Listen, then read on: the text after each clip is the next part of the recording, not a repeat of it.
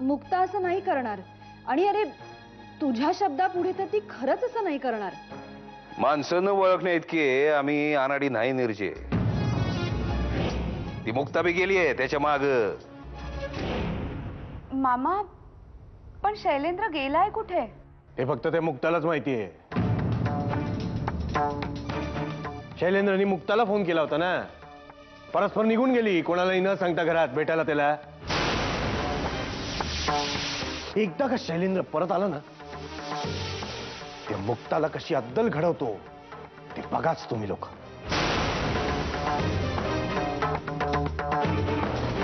तुम्ही हे समज मुद्दाम केलं नाही असं त्यासनी समजावून सांगितल्यावर ते नक्की ऐकत्याल. नाही काय त्यांना हे समजल्यानंतर त्याने फोन बी नाही केला. एक लक्षात ठेव सोनाले, तू माझी पोर आहेस. तुझा बाप अजून जीता है.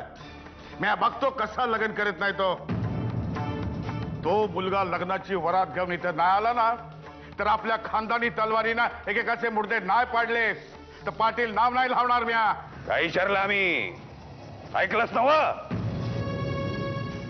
कुठं गेले होतीस? मी शैलेंद्रला भेटायला गेले होते. कुठं आहे तू? आम्हाला शैलेंद्रचा पत्ता हवाय. मी तुम्हाला शैलेंद्रचा पत्ता नाही सांगू शकत. आम्हाला नाही म्हणालीस? तुझी हिंमत कशी झाली आम्हाला नाही म्हणायची? नाही आबासाहेब मला तसं म्हणायचं नव्हतं.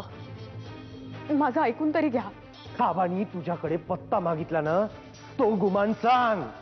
बाकी काही ऐकायचं नाही आम्हाला. शैलेंद्र उद्या हळदीपर्यंत नक्की घरी परत येईल.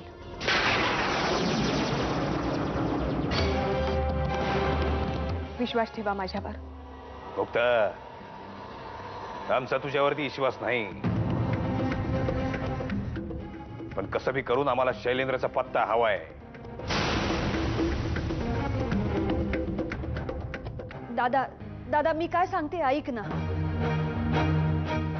मुक्ता म्हणते त्याप्रमाणे उद्या शैलेंद्र हळदीला घरी परत आला की मग सगळं ठीक होईल.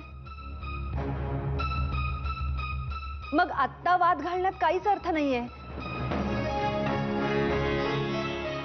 दादा प्लीज निदान तू तरी समजून घे. ठीक आहे निर्जी, तू म्हणतेस तर गप राहतो आम्ही.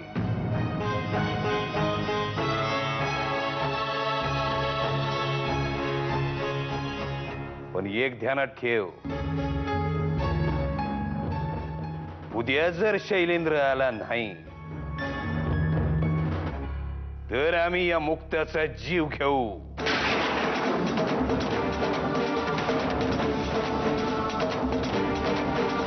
यांनी वाड्यावर फोन केलता. खरं? एका आनंदाची बातमी सांगू का? आनंदाची बातमी? अगं सांग की ग लवकर. हे बघ तिकडं वाड्यावरची हळद उरकली ना की समदील वराड घेऊन इथंच येणार आहेत. काय? देवेंद्र त्यो जर का आला नाही ना बाबा नाही येणार तो गेला गावाबाहेर. ही मुक्ता आपल्या दोघांना मूर्ख बनवते. पाटील साहेबांबरोबर आपले संबंध खराब होणारच आहेत. पण माझं खासदार बनण्याचं स्वप्न दोघीला मिळालं. हाय देवेंद्र,